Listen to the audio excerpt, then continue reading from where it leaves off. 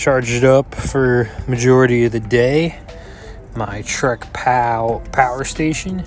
Now I don't have to run my car, for extra battery life for my phone, for my laptop. I'm going to use my laptop right now. I haven't used it. I think I used it once today. I just used the battery that was remaining on it until it ran pretty much dead. And then I charged this all day because I can't charge this power station with my laptop at the same time. I have to charge this during the day and, save energy during the day while I'm charging this.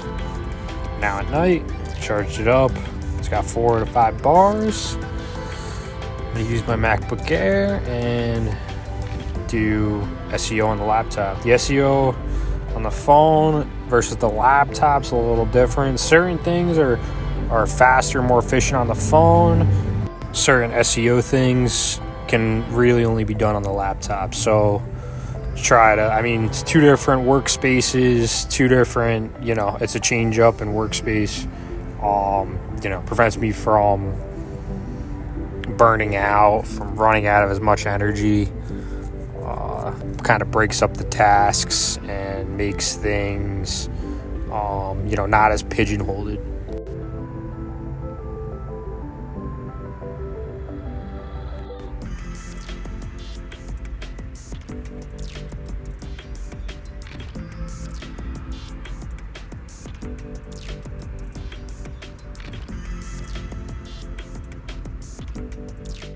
About to try these out. Some chips. Tortilla chips. They smell good.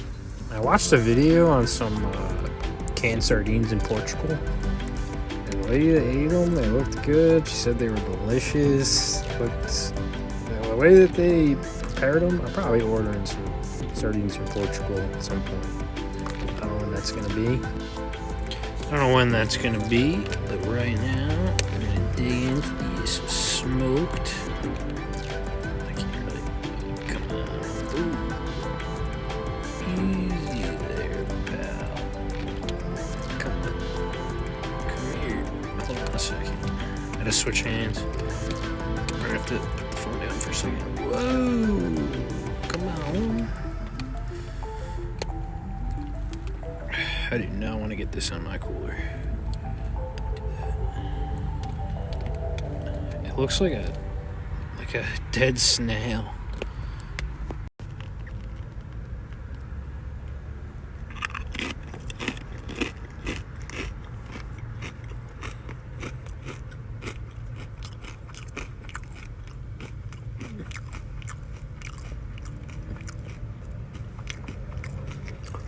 I got sick from eating Royal Oysters on, I think it was New Year's Eve one year. New York City. So hopefully I don't get sick again. We'll find out. It's been a long time since I had any oysters. I don't think these are raw. They're definitely not raw. So, it's a good thing.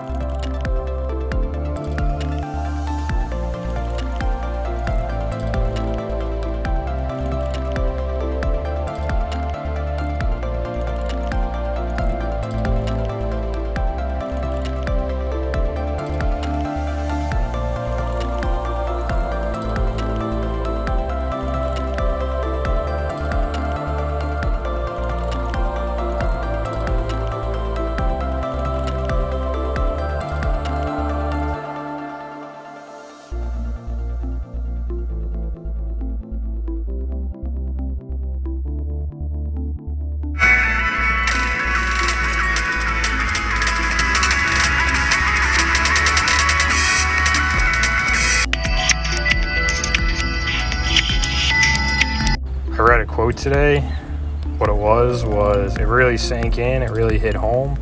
When you're a good person, you don't lose people, people lose you. Pretty much hit the nail on the head. Last time I felt this good about assets kind of led me ultimately to this very point, which is really funny. They say things repeat themselves often in life. I think this is one of those times. Literally, the last time I felt this way, I went from trading stocks on medium-term basis to day trading basis, to thinking about buying a house, to losing a significant amount of money that would make anybody cry. But I was dealing with so much other bullshit at the time that it was so overwhelming, so much anxiety coming from a lot of areas, all different fucking directions,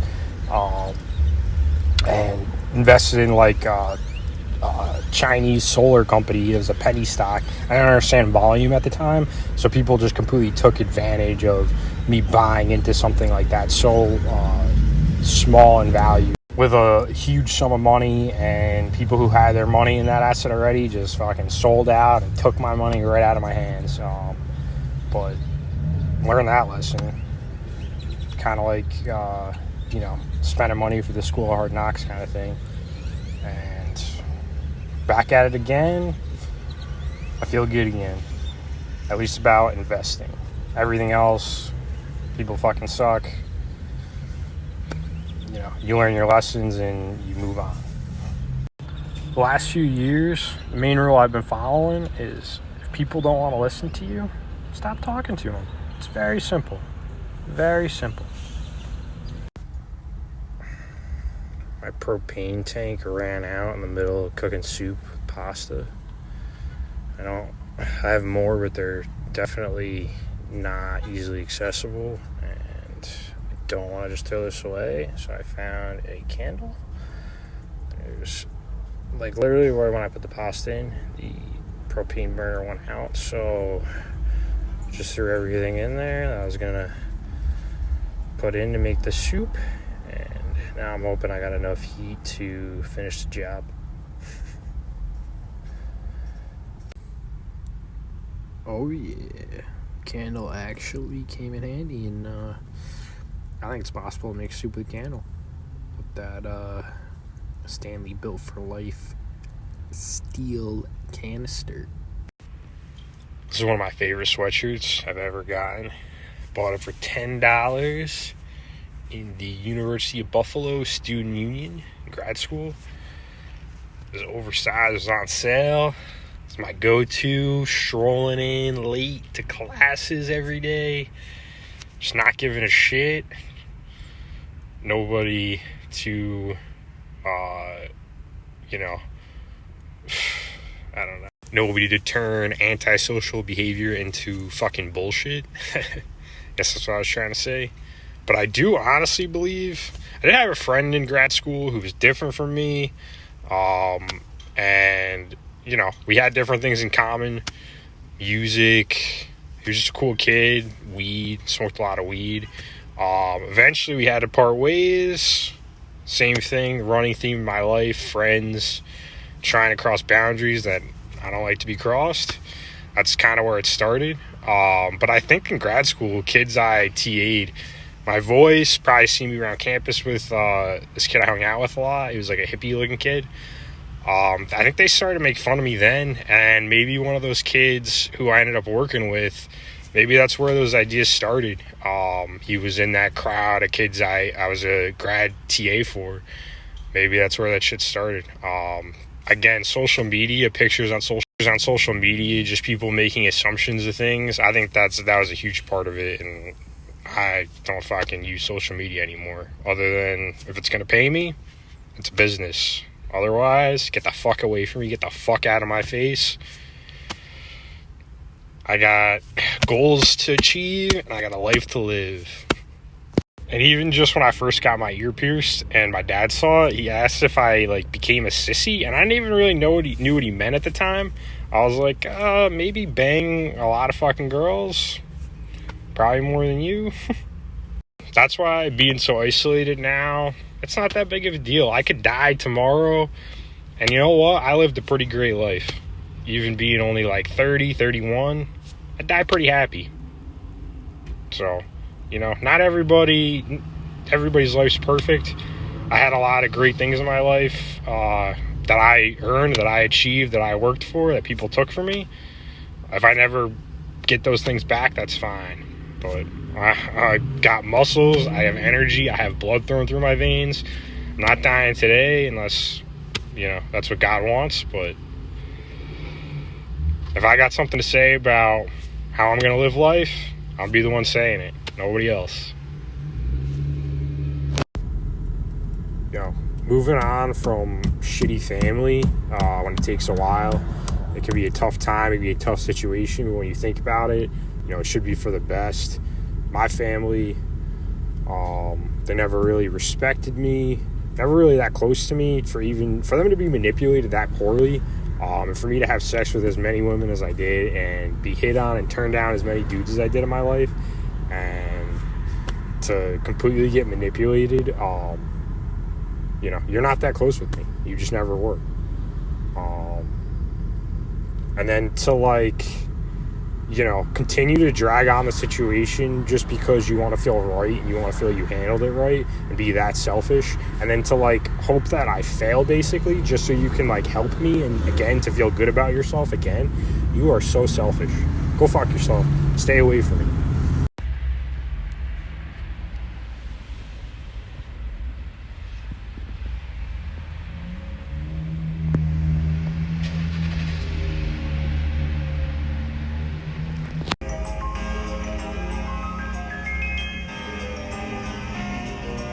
You know, I never asked to be born, but if I'm going to be here, I want to be here on my own fucking terms, and you're going to fight me over it, and whoever the fuck you are. Try me, motherfucker. I'm going to talk about the level of anxiety I have sometimes when I'm in public situations, just talk about it a little bit. So, like, when I worked at that job, I was in a corner, and I had my back turned to everybody, and they'd walk to the lunchroom. And most of the time I wouldn't eat lunch with them. I wouldn't hang out with them during social hours, because within the first week I was like, these people suck. I don't like these people. I like the job. I like what I'm doing. I like the people I work with directly. The few people I worked with, like 1, 2, 3 people directly. And a part of it was because the work I did, the people who were making fun of me didn't understand it, didn't know that it was more difficult, didn't know that it took more time. They're just ignorant. But like, to have to deal with them, like, just on a daily basis, going out of their way, I just ignore them. I'd work, I'd have my back turned, sitting at my desk, maybe go out for lunch, maybe come back. But I still have anxiety sitting here working on my laptop. People walk around in the vicinity outside of my van. Just see people like walking, and I can like see something pass me, like off to the side. I have like people anxiety. And I still have it. It's not a joke. It came from people intentionally harassing me on a daily basis in a shitty work environment that there was no intention of you know, me changing that work environment. My poor social skills were attacked. There was no empathy or sympathy towards it. It was, once I showed poor social skills, weird questions would be like thrown my way when I would be in social situations. If I showed poor eye contact, if I showed just like poor social skills further on down the line, they would just turn those situations into things that they were saying about me. And like, my awareness of what they felt about me and what was going on around me and how aware I was, I mean, that like tied into all the anxiety. And then people to look at me like I was like clueless, like, you're a fucking joke, you're a moron, you're stupid. There's levels of intelligence. You're not. Yeah, like, I was aware of everything going on right around me, but you can't. People already are against you, and you have your career in jeopardy because you could outburst. I'd curse a lot. I could fight somebody if I lost control of my adrenaline, my anxiety, and I could send somebody in the hospital. And I could send somebody to the hospital real quick like that. One quick move, your career's done. I wasn't ready to lose my career yet. I kept to myself like an adult, like a professional, and just me sitting here now, the amount of anxiety I have, I don't always have it every day. It comes and it goes. I have it right now. I'm going to talk about it. Me sitting here on my computer, people walking in my vicinity, male, female. I don't know who it is. I don't know what it is. Just a person. Just people walking past. I have anxiety. It's social anxiety. It came from social anxiety, and then it came from like working and having anxiety when working. And now when I work, it's difficult sometimes to concentrate when there's people around me. Thank you so much. Thank you for everything. But any problem, anything, you know, feel like overcoming it, I'll overcome it. If I have a need for social skills, I'll build them and I'll develop them again. But I don't really like people. I don't have a willingness to develop social skills right now to try to meet people because I don't like people. People suck. People aren't as bad as those people I worked with, but overall, my own definition of people and my own just being on this earth for 30 years and my experiences usually all end up with people sucking. People being kind of good people, but when it really comes down, they're selfish and they're,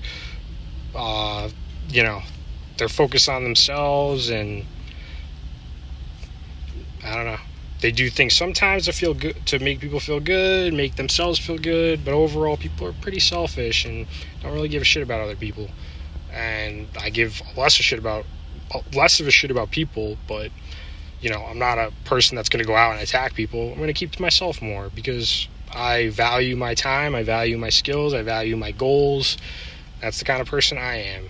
I may not like people as much, but it's not going to make me, it's going to want to interact with people less, not more, and be a shittier person, I guess is what I'm trying to say. But because what happened in my office was so lied about, was so talked about how it didn't happen, I have to make a breakdown video. I have to take time out of my schedule. I don't know when it's going to be. I'm going to have to go down a list of all the shit I had to deal with, clear my head, break down everything that I remember, everything that I had to deal with, every person, every social situation, every connection to that community. And I'm going to have to go through everything, revise it. I'm going to make a breakdown video because it needs to be done because it wasn't talked about appropriately. So that's my job. Not a problem. I have a due diligence for anybody in a similar situation because I believe that the percentage of the people who would overcome a situation like this is so few that I have a responsibility, I have a due diligence to help anybody in a similar situation because odds are they probably did not overcome it. The mistake that I made was I wasn't sure that I had a case. I had a case every single day for months. And all I had to do was tape my phone underneath the table in the lunchroom a couple times. They would have been out of work faster than I could have said, I never have to work again. That's all I had to do was tape my phone underneath the lunch table. When I wasn't in there, it would have been game over.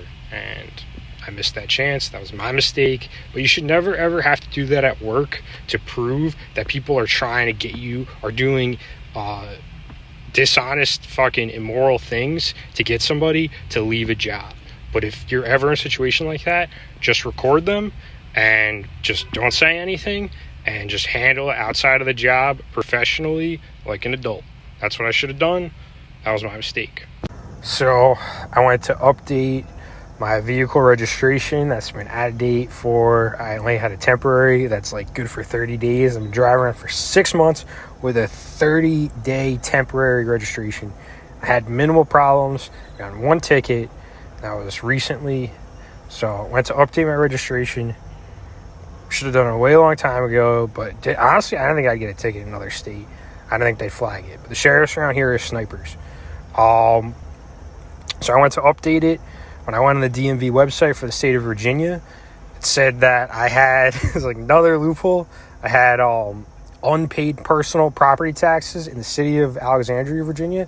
So I had to contact them, and I have over $200 unpaid personal property taxes. So I got to wait, so I transfer some money, pay the personal property taxes, Then I can update my vehicle registration, and the vehicle should be good. Everything on it should be good, at least technically and paperwork wise. Physically, the vehicle needs new brakes probably within the next month of daily driving, and I need to check the oil regularly. The engine could possibly be burning oil. It's older, is in very good shape now that has been fixed.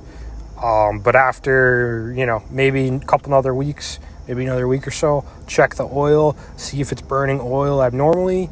And if that's the case, I'll probably have oil handy on me to fill it up, as I drive, just to keep it at a good level.